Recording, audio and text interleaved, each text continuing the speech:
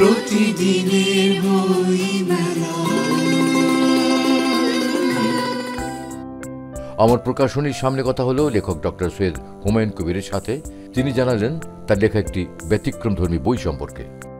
নিরাপদ মাতৃত্ব শিশুর পরিপূর্ণ বিকাশ, এটা আমার দ্বিতীয় বই। এই বইটা একদম ব্যতিক্রম একটা বই। কারণ হলো যে বইটা লেখা হয়েছে আমাদের শিশু এবং মায়েদের জন্য, এবং বইটা উৎসর্গ করা হয়েছে মা ও শিশুদের জন্য। কারণ আমরা যদি আস্তে আমাদেরকে মা এবং শিশুদেরকে পরিপূর্ণ সুস্থ না রাখতে পারি, তাহলে পরবর্তী একটি সুন্দর প্রজন্ম পাবো না এবং একটা সুন্দর ভবিষ্যৎ পাবো না। আমরা যদি একটি সুন্দর প্রজন্ম, একটি সুন্দর ভবিষ্যৎ না পেতে পারি, তাহলে একটি সুন্দর দেশও গঠন করতে পারবো না।